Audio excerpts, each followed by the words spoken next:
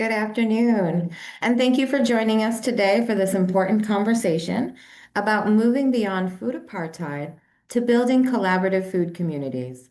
My name is Tracy Collins, and I serve as the Director of Food and Clothing Programs at Bread for the City, and I'll be your moderator for today's webinar. Before we begin, I'd like to share a brief snapshot of the current state of Bread for the City's food program. Bread for the City has been responding to rapidly increasing need driven by multiple factors: mass federal workforce layoffs and rising unemployment in the district, the increased cost of living and food prices due to tariffs and inflation, and the long-term economic impacts of the COVID-19 pandemic. As a result, more people are coming into our centers every day, and visits to our food pantry have increased by as much as 50% each month. In March, the USDA canceled the Local Food for Schools Cooperative Agreement Program, otherwise known as LFS, which had been a critical resource for us through the Capital Area Food Bank. This change means we must now find new pathways to source 50% of the food that we previously received at free or reduced cost. And due to this increased demand and the need to purchase food that we once obtained at little or no cost, we anticipate a $200,000 deficit each quarter. Despite these challenges, Bread for the City remains a vital resource for the DC community. However, we know that we're not alone in this space, and we are continuing to build collaborative programming and support other organizations that are working to abolish food apartheid. In the recommendations put forth in the 2025 Capital Area Food Bank Hunger Report, it is clear that, quote, addressing food insecurity requires holistic, integrated strategies and collaboration among public, private, and nonprofit entities, with all institutions and organizations having a role to play in the solutions. And so today, our speakers and I will help explore why collaborative food communities are essential to meeting the growing need and addressing shrinking resources. I am honored to be joined today by Jaron Hill Lockridge, the Director of Strategic Partnerships at Dreaming Out Loud, Tambra Stevenson, the founder and CEO of WANDA, and Courtney Butler, the Program Management Specialist at Far Southeast Family Strengthening Collaborative. Thank you all for joining me. To get started, our first question is actually for you in the audience. I would like to invite each of you in attendance to take a moment and share in the chat, why do you think it's important for us to have this discussion today on World Bread Day? I'll give you a few moments.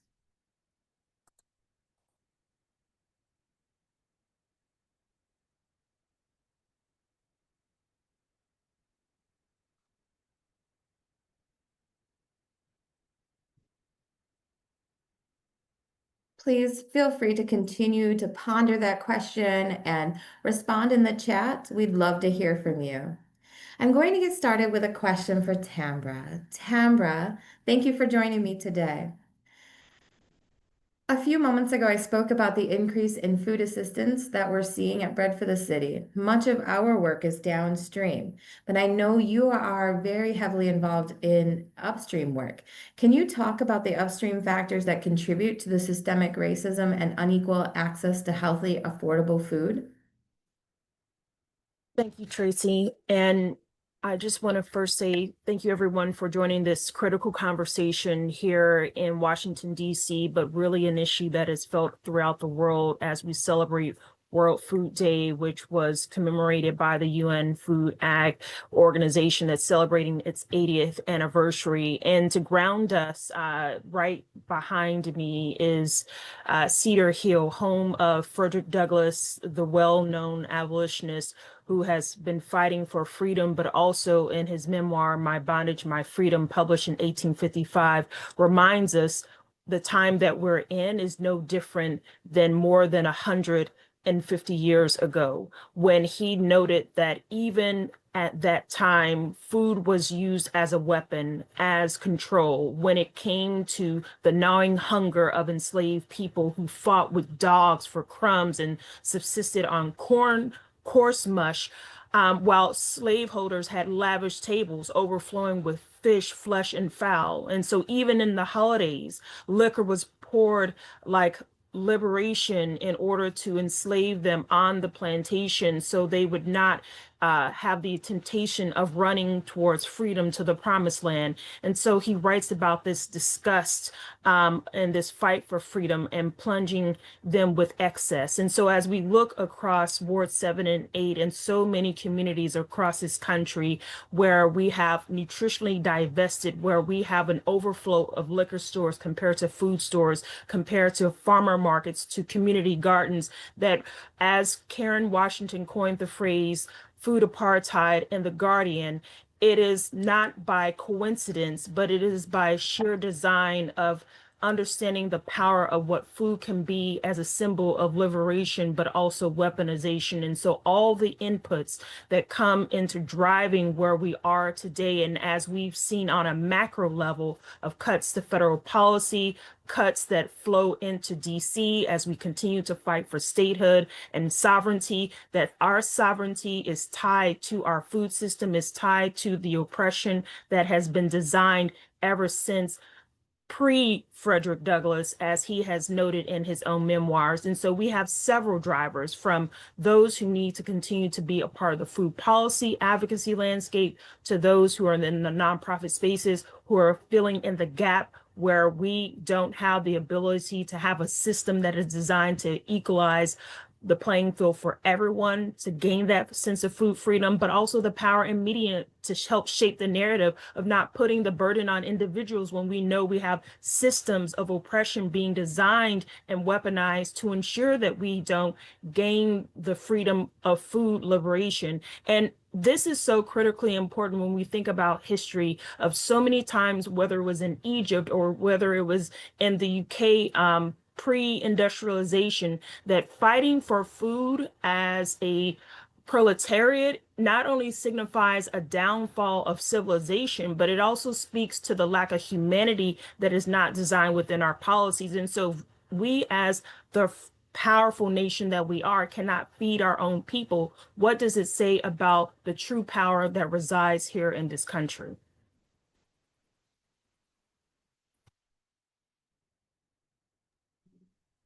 Thank you so much for that, Tambra. That was a wonderful way to get us started today. I really appreciate that.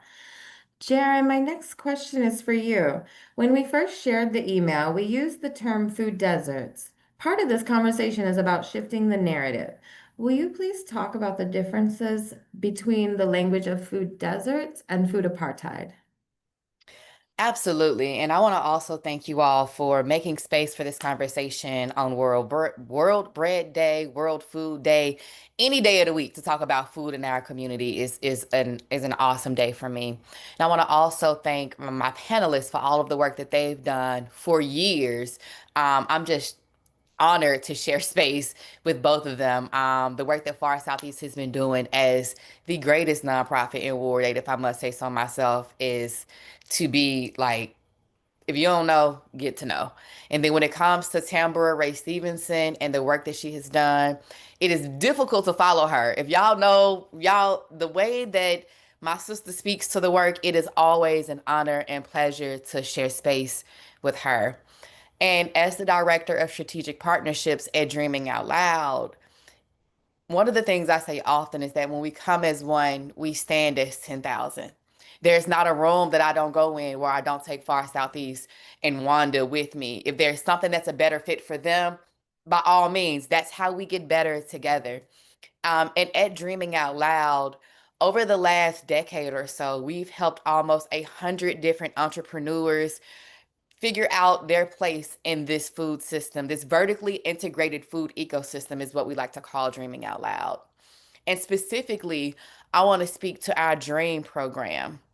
This last cohort, our pitch winner, a brother by the name of Joe, is starting Southeast Sourdough, a local baking using local bread, like using our local products to make bread a necessity in community, available in a hyper local way. That's something that is Unheard of. Like, we haven't had a bread baker in Southeast Ward 8 that I've known of for a while. When I tell people that we have the largest production farms here in the city, they're like, wait, production farms in the city? Yes. And they're both east of the river. 2 acres in Ward 7, 1 acre in Ward 8. That doesn't include all of the other growing spaces around the city, from building bridges across the river at the Arc, to the work that Martha's Table has been doing, to the work over at the well, to the work in folks' backyards, right? And that is essential to why I do not use the term food desert. A desert is a naturally occurring place. When people refer, and I have friends who grow in the desert, and they say, hey, we don't even use the term food desert. So if there are people who actually live in the geographical locations that they consider deserts, why would we, here in the nation's capital, and what they call the greatest country on earth, consider any part of our city to be a desert when it's not? It's actually a swamp. It's like, that's a whole different conversation. But the reason why anytime anyone says the word food desert, it's a hard stop. We're going to reframe that. Because if you're in the desert, you say, well, why do you live in the desert? Like, the people who live in the desert, they learn. This is systemic. It's not on the individual. It's not on the family. It's not even on the community. Even though on a community level, we are doing things. People in Ward 7 and 8, grandmamas in our hoods, have been feeding our families for years. This is not a new concept. It's the shift of the power dynamics that's changing the conversation. And that's why we say food apartheid, because this is systemic. We understand that this is systemic. It's not on the individuals, the families, or the community. So we're going to reframe why there is a lack of food access. And because the narrative and words are so powerful, I'm just going to push back every chance I get, and bring in people who actually have lived in apartheid states to help us understand what it means to live under these systems of oppression. So that is why we use the term food apartheid. And we're going to push back on food desert, because that is that is not a term that those of us who are in the food industry and food space, that is not how we refer to ourselves. And that's why it's important that we have this conversation. And again, if y'all don't know about Southeast Sourdough, let me just put another plug in that. That's a brother from Southeast who's using local bread, local products to bake bread, a necessity in community. Plug. Thank you so much for that, Jaren, and thank you for that plug. I will definitely be checking that out. My next question is for Courtney. Courtney, Tambra and Jaren shared about systemic racism. With your background in public health, what have you seen as some of the biggest indicators of what's needed for thriving, healthy communities? And how has your partnership with organizations like Bread for the City helped to replicate those conditions? Sure. First, let me also say thank you for having me. It is an honor to be here with Jaren and Tambra, two strong pillars in our community. So let me just go ahead and start with your question. When I think about thriving, healthy communities, three things come to mind: access, trust, and collaboration. Communities do better when they have access to healthy food, quality health care, and safe spaces. But it's not just about service being there. It's about whether people can trust the organizations and the systems around them. As Jaren mentioned, systemic racism has created real generational barriers to those basic needs. So part of our work isn't just about filling gaps, it's about breaking down those barriers and building more equitable systems around from the ground up. Our partnership with Bread for the City has been a powerful example of that. We've been able to meet people exactly where they are, center community voices, and create consistent access to food and resources.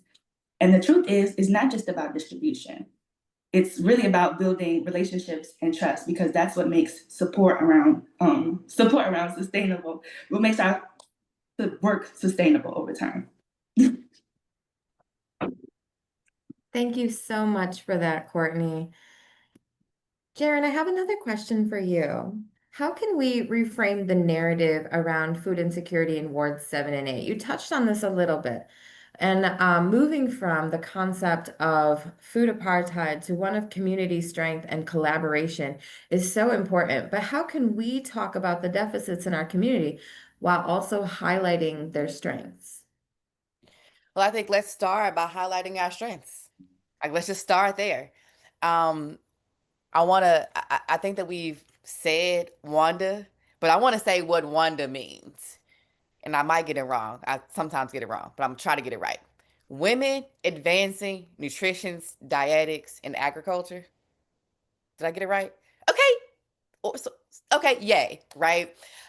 What Tambra has done with bringing culturally relevant nutrition education into our community is absolutely amazing and phenomenal. That is one of our strongest pillars. Like I can't even talk about the muscle that she is adequately because what she has brought together through collaboration, community, trust building, it's connecting the dots in a way that is unheard of. It's unheard of. I can't say I've never heard or seen anything like it.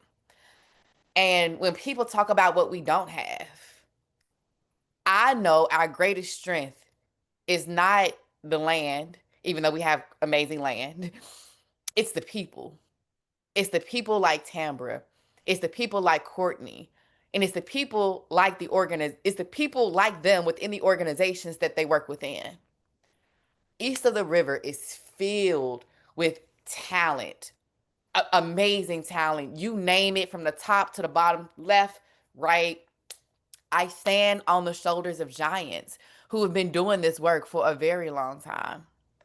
And so I'm not one to really talk about the deficits as much because it's a lot of people who talk about what we don't have. It's a lot of haters. It's a lot of people who can complain. You can get into the comments of just about anything on the internet and you'll find the trolls.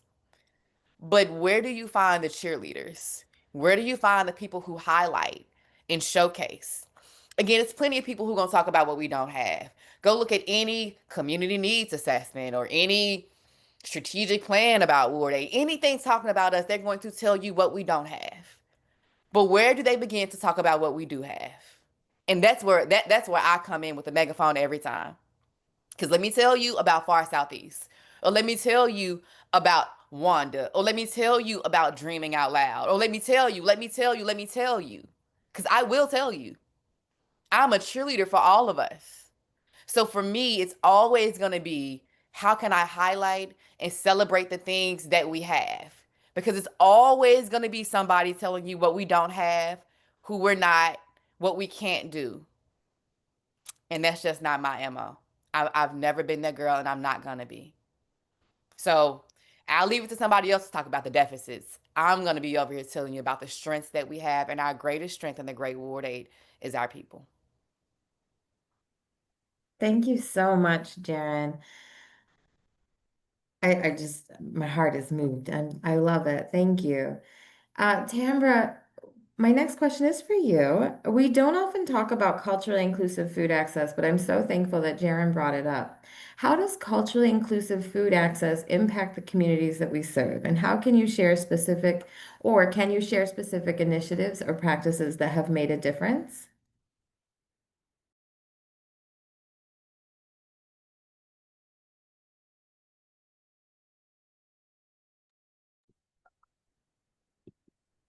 It looks like Tambra may have froze for a moment. She may have froze for a moment. Okay. That's my sister. So I'm gonna hop in because I can tell you some of the things that she's done recently when in the conversation of culturally relevant, inclusive food access. Thank you, Jaren. In September, Tambra led a maternal food is medicine conversation that brought together both birth workers east of the river to talk about culturally relevant foods, where to get them, how to access them, how they're good for your body, how they work within your system. And we talk about food is medicine, especially in our community. Maternal food is medicine. The way that she does it, it is, if y'all missed it, y'all got to catch the next one because the sister is bad. And Tambra, I just kind of tried to double dutch for you real quick. So back to you. Yeah, thank you so much, Jaren. And as she may have been alluding to, we entered a partnership with Dreaming Out Loud this semester to help usher in a pilot program that focused on supporting birth workers who are on the front line of maternal health and just health justice here in the city. And in the process of doing so, we realized the innovation within itself of designing that program, because we have so much focused on supporting physicians when it comes to nutrition education, but recognizing that there are so many other health professionals that also need to have that skill base in order to make the referrals to the registered dietitian, to the culinary nutritionist, to the chefs who are supporting our medically tailored meals and beyond. And so to be able to bring these skill sets and show what the field of nutrition involves, of understanding food service, understanding the clinical, understanding community, understanding rooted in culture and community, it was a phenomenal experience. And I am just thankful for being able to design a program that can ultimately be a model for so many cities around the country who are working on the front lines of maternal health. But to your question, Tracy, around this issue of cultural inclusion, just by the very nature of saying that means that historically our culture has been excluded from food and health systems, which is problematic within itself, of having to advocate for our own humanity and the food that is a signifier of our identity, of our culture, of our medicine, that has been serving more than a millennia our ancestors, who have been able to survive based on their ingenuity within the culinary trades and agricultural systems. And so to talk about how it dovetails into the existence of WANDA is to acknowledge that we understand that our very existence is part of the resistance, and honoring and reclaiming those food cultures, restoring our health, reclaiming our foodways becomes the foundation of this work, because being in nutrition, never seeing our culture exemplified, food and culture being a elective course, having maybe a chapter on African American, African diasporan foodways, but nothing dedicating to the craft that has sustained not only our generations, but this whole country that the system has been built on. So for me, it is paying homage to those who have gotten us here this far, who are the trailblazers, but also to acknowledge that we are leaving a generation forward if we don't harness this energy, change the narrative that we are not simply beneficiaries of programs. We are the producers. We're not just consumers. We are the meal healers. We are the culinary creators. We are the cultural keepers, and all the things that have been intentionally erased and eroded as what is happening to this country today. And so we say that our need to document, our need to build platforms, to build pipelines through our WANDA Scholars, where we're funding women to go to college in agriculture and nutrition at a time where we've having to erase that within our endowment at Oklahoma State University, to going to Bayero University, funding the first class who are graduating this May for their 4-year degree in nutrition in Kano, Nigeria, to now being able to have our WANDA Academy, where we have dietitians, have grief counselors, have people who understand trauma bonding and how food and mood connections relate to self-medicating with food in our culture when we don't have access to proper health care, and dietitians and therapists to do the work who understand our culture and not demonize and weaponize our own ability to manifest and sustain our own health. And being able to have our sisterhood suppers to say that even in community and company of our sisters, this is where the healing begins and where our food and culture belongs. And so if we have any example of what it means to be intentional. That is the definition of the work of WANDA, of understanding in our procurement systems. It is no question that we will look for a woman of our community to serve us first, who better understands us before we go outside of our community. So while others have excluded, we will always include not only the food, but the women behind it, the culture she carries with it, and the love, care, and compassion that brings into community, because we understand that food is just a metaphorical representation of what our values are. And that is why we ushered in the Food Bill of Rights to become a body, a framework for others to not only identify, but to adopt, to understand that when we say that our food is not only a right, that it's beyond being a privilege, is a part of our very humanity. You can go to foodbillofrights.org and see what that means, and how does your organization, how do the way you live and embody this idea of food as a right goes into the education, to the livelihood, to the sovereignty of the land, to the ability to have food served with dignity, with respect, all the elements of what we should be already espousing in our food system that currently does not, because it has been built in a way to design to be weaponized, to be colonized, and to be able to extend dominance and control and power over people, over profit, and over the planet. And we say today on World Food Day, we are reclaiming that narrative. We are changing it in our superpowers as true alchemists and stewards of the earth, and mothers who are keepers of humanity. Thank you so much for that, Tambra. And thank you, Jaren, for stepping in as well. I appreciate that. Jaren, I have another question for you. In what ways does language access play a role in ensuring equitable food distribution and support for immigrant and non-English speaking communities? Well, language is essential to communication, right? Language is absolutely crucial when it comes to equitable food distribution. But let me also start with like a universal language is a smile. Like a universal language is a smile. Everybody understands what a smile means. And we all also understand the concept of food, right? So food and a smile, regardless of your language, is a translator. Like it's an instant translator. But let me also say, as a adopted daughter of Washington, originally from Memphis, Tennessee, I have a certain twang to the way that I talk. I use my pronouns are she, her, mo, may, junt, John, shouty, anything culturally relevant, right? And respectful. That's a signifier, and it opens doors for people who are from places that use those words, that understands what I'm saying and can pick up what I'm putting down. And if you can pick up what I'm putting down, then there's an understanding of what I'm saying and how it goes, right? And so that's an entry point to accessing information and services, right? So understanding, like breaking those sometimes cultural barriers to say, hey, I see you, I know who you are, I get you. When we say food is medicine, that's a new term that people, it's gotten real sexy these days. Food is medicine, food is medicine. It's nothing new for us. The way that we've been saying it is you are what you eat. It's not new. It's not new. When we say sisterhood is medicine at the sisterhood supper, it's not new. We've been saying that's my sister.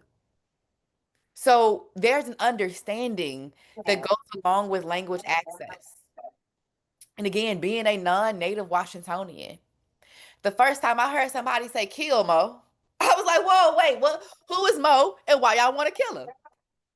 And that's understanding the culture, that's understanding the language, that's embedding yourself in what's going on already, and not feeling and not colonizing things. I don't want to say the C word often, but it's important that in our communities that we are clear about who we are, the language that we use, and why we use it. Thank you, Jaren. Courtney, I have another question for you. How can organizations continue to innovate and adapt their services to better meet the evolving needs of the communities they serve, especially during times of social or political change? For me, I say the key is really staying close to the community. Needs shift, right? So circumstances change, especially during moments of social or political transition or unrest. Organizations have to stay flexible, keep listening, and be willing to adjust how you operate. Sometimes that looks like expanding your mobile food services, like Fairlawn, or partnering with non-traditional organizations, or integrating education and wellness components right into the food programming. Innovation isn't always about doing something that's flashy or brand new. It's about staying connected, responsive, and intentional with how you show up for your community and how we serve. Thank you so much for that, Courtney. And Jaren, I see you have your hand raised. Did you want to add something? Absolutely, absolutely. One of the things that I want to applaud the leaders of each of our organizations for is bringing in incredible institutional knowledge along with lived experience. One of my favorite collaborations to date has been with Far Southeast Family Strengthening Collaborative, where we have done lunch and dinner with a doctor, right? We're talking about bringing food and resources to people and not having them compete for and not having to compete for their time with other things. We're talking about being innovative, doing things differently, meeting people where they are, and closing the gap with the resources and access that we have. So again, when I look at Courtney and again the organization of Far Southeast and the decades of work that they've been doing on the ground, responsive as needed in the Great Ward 8, I cannot say enough about them. Then when I turn around and look on my other side and have organizations like WANDA and Tambra, who then bring in other culturally relevant subject matter expertise, so that if I have a if I have a gap, if I have a question, I can look to my left or I can look to my right, and I know that they are going to have my back in ways that are amazing, not just because of the organizations that they represent, which is phenomenal in and of itself, but because of the individuals within those organizations. So again, shout out to the leaders of each of these spaces, along with Red for the City, for bringing us all together to say that we are stronger together. Again, when we come as one, we stand as 10,000. Every room I go into, I'm taking the giants whose shoulders I stand on, along with my sisters who have been my balm in Gilead every chance I get.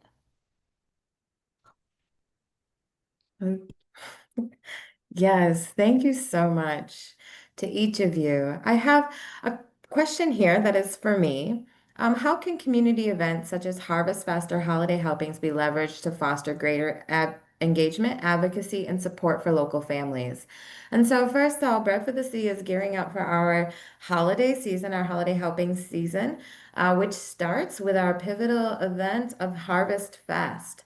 Harvest Fest is when we bring in volunteers to our Southeast Center and we are packing groceries to be distributed in the month of November. November is when we will see the highest number of households reach out to us for support, both individually as well as through other organizations that we partner with to kind of extend our reach. And so Harvest Fest is an important reminder of the work that's happening every day. It's an easy opportunity to connect families and volunteers with the options that are provided to clients and community members. When we have a volunteer packing up groceries that may not be familiar to them, it reminds them that we don't all share the same meal on Thanksgiving, that we have different traditions from our neighbors. When we have a volunteer sorting clothing, it reminds them that there are folks who are clothing insecure and there are clothes in their closet with perhaps they can share with us so that we can share them with community members. And when volunteers are packing diapers, it reminds them of the smallest community members, as cute and as special as they are, but the fact that they deserve clean diapers despite the systemic problems surrounding access to these necessities. And holiday helpings is not only a celebration of all that we have and continue to do, but also an opportunity to push advocacy and engagement for the community. Hunger and food insecurity are at the forefront of our minds during the holiday season, but it takes no vacation. Our neighbors, our clients are continually looking for ways to access healthy foods to support them and their families. The holidays and events around the holidays spark conversations, and these conversations should be just the beginning of the long-term goals of changing the way we approach the food systems as a whole. I have one last question for Tambra. Tamara, what role do wraparound services and holistic approaches play in empowering individuals and families beyond simply meeting their immediate food needs?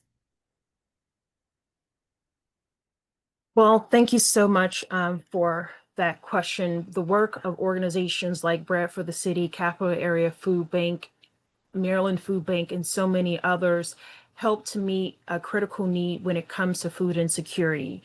But we also have to acknowledge that while this may not be just the this may not be an the end point, it is a critical point to begin with when it comes to true empowerment of addressing and acknowledging the full ecosystem that we must uh, acknowledge that has to be reformed when it comes to ensuring that folks in our communities have the ability to thrive and not simply survive, that there are economic and political drivers that are the bedrock of the food system, and how we come to have military, how we come to have middle class folks, how we have everyday individuals who at one point had the ability to put food on their plates and overnight are not able to. That when we think about the tariffs, the taxes, all the trauma that has given way to our workforce in this area makes organizations like Bread for the City critical at a time like now and filling in the gap of humanity. And so when we think about going beyond that, of how do we begin to realize that having conversations like this is a great meeting point. The discourse is critical to know that we are not in isolation. We have to work together in order to have a better system for all. And that when it comes to changing policy, knowing that now is a great time to draft legislation, to prepare for the spring, to help advocate and get folks who are in this talk today testifying for legislation to know how budget cycles operate and to know that their voice has power, and that you don't have to have a title, that the your birthing into this world is your title enough to know that you should have a seat at the table and a voice to be shared and amplified, because your lived experience is equal, if not more valid when it comes to the credentials that should enter a room to be able to give folks what your qualitative data of what you represent is important as much as a quantitative data point when it comes to why does this program have value. Your testimony is an extension of that. And so as we wrap up this conversation, and to understand that on World Food Day, that when the theme is around hand in hand to build better food, better futures, that we are building better foods when we have an ecosystem of organizations, of individuals filling in the gap, but also understanding that we have a roadmap that needs to not only be constructed, but become reimagined, that helps to understand that dignity, respect, and humanity becomes critical ingredients in building a better food system. And for those who I put in the chat an op-ed I wrote for Civil Eats that came out just a month ago around the need for a food bill of rights, and anchoring that in my own experience here in DC, but also my home state of Oklahoma, and seeing how family members who are farmers, how they're also being impacted. And so while we think about individual organizations that understanding that in order to have food, we must grow food, and the people who are growing those foods are in our communities, they are in our families, and they are hurting. They're the first folks who end up hurting in the chain of the food system before anyone ever gets a meal on their plate. And so I just want to uplift our farming community, whether we may not see it in urban environments as much. We have to improve and transform our whole food system, and how this is a critical moment of bringing America to its knees to realize, how do we go on if we cannot feed our communities and our country? Thank you so much for that, Tambra. And thank you for dropping the op-ed in the chat too. I can't wait to read it. I have one last question that I'd like to open up to the panelists, and feel free to respond if you feel led. But what advice can you give to other organizations looking to build more inclusive, collaborative, and community-driven food programs? Does anyone want to start? Nope, Courtney, I got off mute first. Haha, I got you.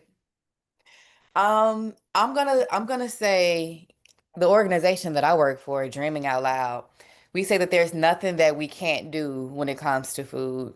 Not because, again, we individually do it, but because we have a network of people that can do anything, from Bread for the City to Far Southeast to Capital Area Food Bank to Martha's Table and Tambra.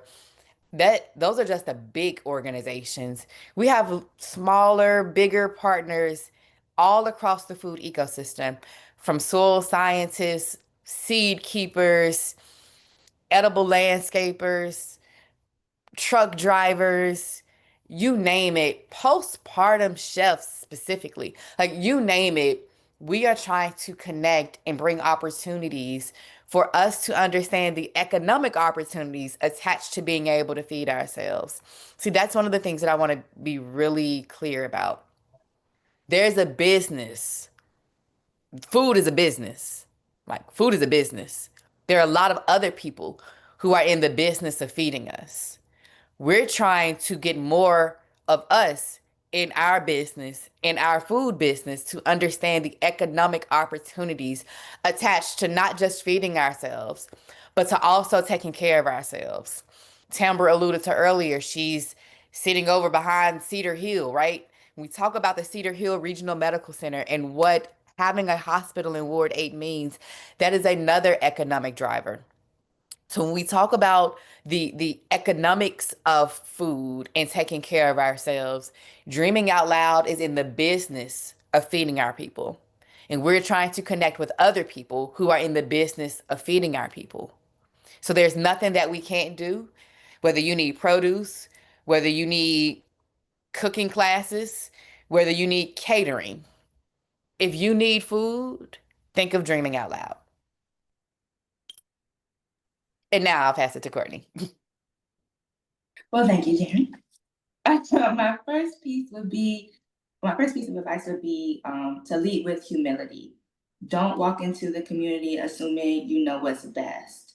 Let the community guide the work. Let the community tell you what they need. Let the community just shape the programming overall.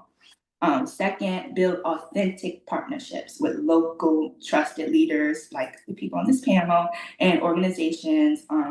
When you collaborate with people who are already rooted in the community, your impact grows because the trust is already there. So the trust is just amplified, expanded, multiplied, and so on. Third piece would probably be create a real feedback loop. Ask, listen, adjust. Ask, listen, adjust again, and keep going. I just think those are what keeps a community owned, what keeps programming in the community centered and sustainable. That's all. Yeah, and then I want to chime in and just also echo the points, is that most times when organizations come into community, they build programs for the community, but not with the community. And so you can't have programs if you don't have us, not just as data points or as participants in a focus group, but actually being rooted in grounding leadership from the grassroots is critical if you want to sustain not only programs, but credibility, sustain trust, and sustain brand equity for your organization.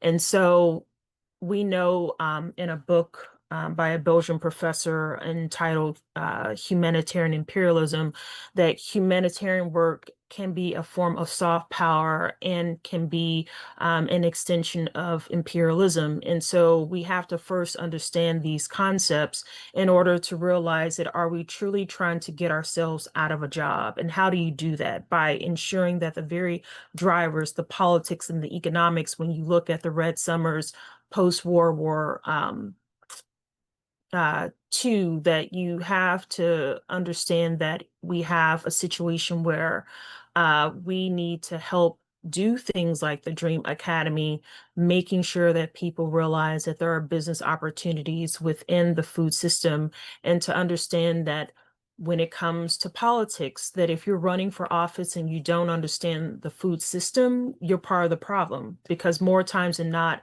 those who say they're building jobs tend to build jobs on the back of Blacks and tend to build jobs that are undermining the very health conditions of our community, such as putting businesses that actually fuel diabetes and heart disease and hypertension. And so this is why, for me, in closing, the culture of health is going to be critical in building the culture of wealth, and that we have to begin to rethink that the systems and really the values that drive us, are they an extension of power and dominance? Are they coming from a place of grounded in humanity and an extension of indigenous belief systems? Because living here, you will quickly begin to think that the way in which we move and navigate systems is the right way, but really it's that of the colonizer. And so I think all of us, understanding the work of Fanon, of Césaire, of Thomas Sankara, so many others who have been in the fight of liberation, fighting against oppression, that even Black folks uh, internalized oppression is real. And so I just want us to just continue to educate ourselves, pick up a book, talk to a friend, join, share in the knowledge building, and never say that you have more than enough knowledge, that you understand that there's a difference between knowledge and wisdom. And I want us to understand the power of when we tap in to ancestral wisdom, and how would we say, as we move, do our ancestors give their blessing? And we must work in a way that we're building on the legacy of those who've come before us, who have fought for us, who has given us the foundation to walk this land and to birth our purpose and to have the provisions in order for us to be on this path of righteousness. And the only way we can do that is when we continue to build community of conversations like we are, and to continue to pour into others, and to know that if we're not pouring into others, we're being extractive. And so challenge the way we think and create symbiotic relationships. And always say, anytime I'm asking of someone, am I giving in return?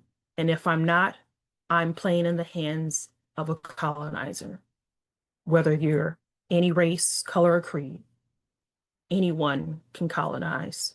So I leave you with that piece of wisdom. Thank you. Thank you so much. And thank you to each of you for taking time to answer that question. Tambra, you spoke about data points, and so this brings me to an interesting question that I saw in the Q&A. Thank you, Lauren.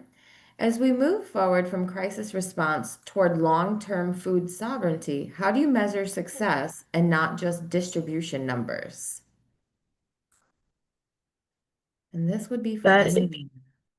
Yeah, I thought about that as well. I would say in measuring success, it's not only about the number of meals, but it's about the numbers of leaders that we have raised, sustainable change happens when communities are resourced to lead their own solutions, and when they own their story and the soul and the very system that helps to really hold the community. So I will pass the baton if anyone else wants to chime in, but I think that is a very, very important question when we think about how the making of statistics, the field of statistics within itself was rooted in eugenics.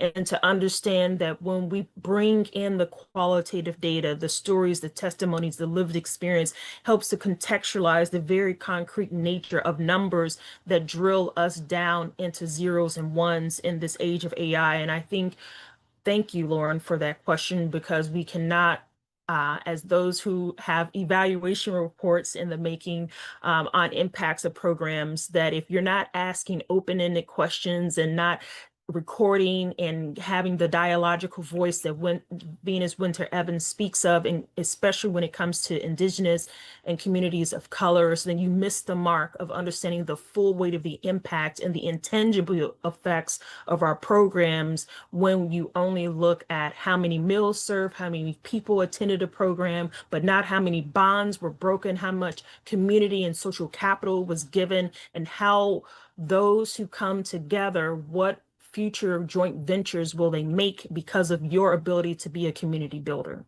So thank you, Tracy, for that. It's so hard to follow timbre, y'all, but I'm gonna try because that's just kind of what I do. Um, One of the things that I love about Dreaming Out Loud is we consider ourselves to be the food first responders, right? We feel like there's nothing that we can't do, but because that when it comes to food, because we know that food is our thing, right? Food is our thing. And we're not really trying to jump into too many other lanes outside of food. That people who got housing, people who got education, people who got transportation, the justice system, we're clear food is our love language. Food is our thing. And with that, it allows us to respond to crisis as needed, right? Whether that's man-made crisis, because we know about man-made crisis, or whether that's a natural disaster and that type of crisis. So for us, it's about building sustainability across the entire ecosystem so that we can respond in a culturally relevant way when our community experiences crisis. Again, it's nothing, we can't do it all, but we recognize that in those moments of great stress, if food is one less thing that you have to worry about, that's where we can step in to fill in that gap. That's what we do. Food is our love language. So that is like know what you do and do it very well. And when it's your time to respond, you respond with what you can and how you can.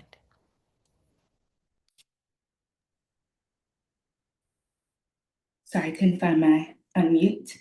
But I think Tambra and Jaren hit the nail on the head with that one. I can speak for nonprofits in the terms of when it comes to grant funding. We're checking boxes. How many meals are we giving? How many people attended our program? How many people attended this evidence-based program? That type of thing. But the way I see it is, if they're coming back, we're not fixing anything. We're just kind of putting a Band-Aid on whatever issue that they're dealing with at home. And the way I try to lead the Fairlawn Family Success Center is to go beyond just providing those on-site supports, those necessities, I could just hand it to you, that type of thing. I would like to go beyond to understand why, like what's happening at home, what challenges are you facing, and how can we develop more programming so that you don't have to deal with that anymore. So our continuation would be a new person, not someone dealing with that same issue over and over again, if that makes sense. Absolutely. Thank you to each of you. I know there were a few more questions in the chat, but I am going to wrap this up. And thank you to each of you for joining us today. The panelists, thank you so much for your great insights and sharing with us today. Thank you for the attendees, for your wonderful questions, the interactive chat. We really, really appreciate it and hope that we can continue this conversation to come. I do want to wrap up. I know a lot of folks missed this, but I do want to go back to the snapshot that we had of Bread for the City's current food program. For those of you who weren't here, I want to reiterate that we are responding to a rapidly increasing need. We have seen mass federal workforce layoffs, and with the government shutdown, we have already seen over 150 new households come to us for food as they work to, as as they try to figure out how to put food on the table or food in the pantries for their family while not receiving a paycheck. And so we are responding that. We've opened our doors to folks who live outside of DC as well, in order to make sure that no one is going without food during this time. As a result of that, the people coming into our centers have increased, and visits to our food pantry have increased by as much as 50% each month. But Bread for the City remains here and committed to serving folks with the highest level of dignity and respect as we can. Our holiday helpings program is starting. In as little as 2 weeks, we will start to distribute Thanksgiving food. We provide turkeys or chickens along with holiday fixings, including some culturally supportive options, alongside fresh produce to more than 17,000 households across DC. This program ensures families can celebrate the season with dignity and abundance. And if you'd like to join our largest volunteer event, as I mentioned earlier, Harvest Fest is October 25th between 1 and 5 p.m. at our Southeast Center. And if you're joining us today and looking for resources, information for each of these organizations will be shared in a follow-up email after we close. If you are looking for additional food resources, please reach out to Bread for the City. Our phone number is 202-265-2400. Also, if you are interested in joining the DC Food Policy Council, this is an organization working at changing the upstream, the policies that are affecting the folks who are needing food and accessing our services. That information can be found at dcfoodpolicy.org. Again, that's the DC Food Policy Council. We'll also be sharing resources for food access in the follow-up email, including a website for Capital Area Food Banks Find Food Assistance, the DC Greens Ward 7 and 8 resource guide, and a quick tip for seniors living in DC put out by DC Hunger Solutions. So thank you all for your support. Thank you for joining us today. I look forward to connecting with each of you individually if you're in attendance. And thank you again to Courtney, to Jaren, to Tambra for your support, your attendance, and your insight and your wisdom that you have shared with us today. Thank you. Thank you. Thank you. Thank you.